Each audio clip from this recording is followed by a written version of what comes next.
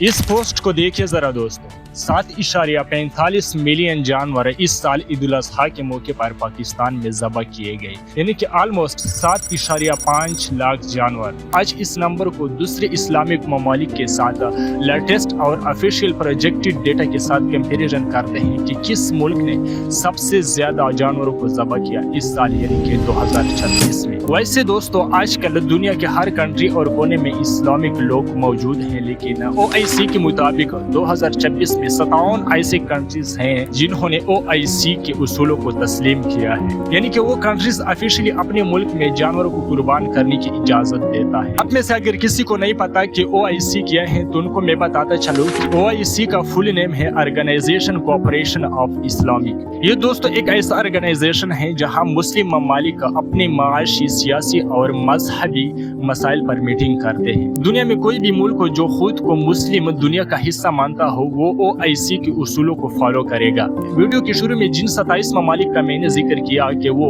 Organisation का हिस्सा है, यानी OIC का हिस्सा है, उनके उसूलों को मानता है और वो इस्लामिक तालीमात को बहुत बारीकी से जानते हैं। इनमें से 5 ममालिक बांग्लादेश, टर्की, इंडोनेशिया, पाकिस्तान और सऊदी अरबिया।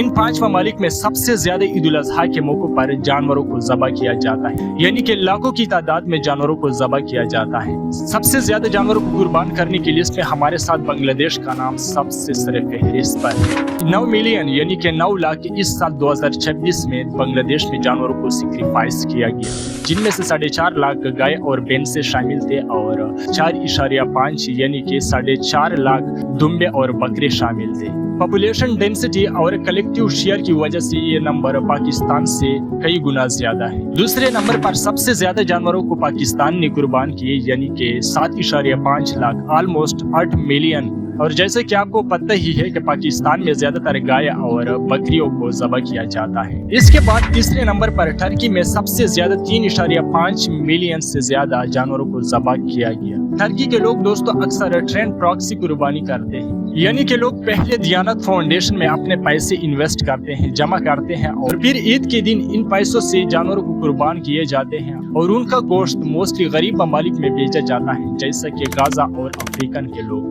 इसके बाद चौथे नंबर पर सबसे ज्यादा जानवर इंडोनेशिया में ज़बह किए गए 2026 में, जो कि एक बड़ा मुस्लिम पॉपुलेशन वाला कंट्री थी। Idul Adha is our way, Islamic way to remember our to celebrate our prophet, which is Nabi Ibrahim. 2026 में नेशनल डिमांड तकरीबन 3.36 मिलियन जानवरों को मॉनिटर किया गया और फिर इनका गोश्त दूर दराज इलाकों में भेजा जाता है।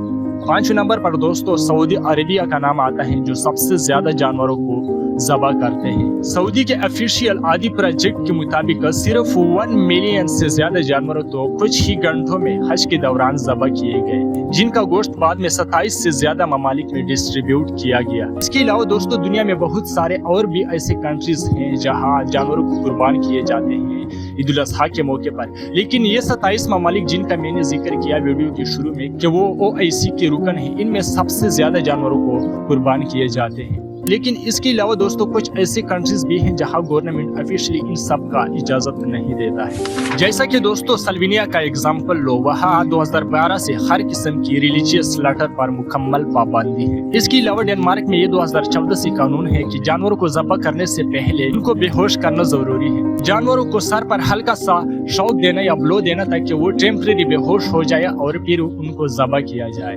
स्वीडन, नॉर्वे, स्विट्जरलैंड, आइसलैंड, इन सब में ये कानून है कि पहले जानवरों को बेहोश किया जाए और फिर उनको ज़बह किया जाए। ऑलमोस्ट इन सारी यूरोपियन कंट्रीज में ये कानून है, जबकि इस्लामिक रिचुअल में जानवरों का होश में होना जरूरी है। इसलिए दोस्तों यूरोपियन कंट्रीज में मुस्लिम लोग अक्सर बाहर से हलाल मीट मंगवाता है। अक्सर यूरोपियन कंट्रीज में जो मुस्लिम लोग होते हैं वो ट्रेंड प्रॉक्सी कुर्बानी करते हैं, यानी कि बांग्लादेश, पाकिस्तान और अफगानिस्तान इन जैसे ममालिक को ऑनलाइन या रिलेटिव्स के जरिए पैसे भेजते हैं और वहाँ कुर्बानी करवाते हैं।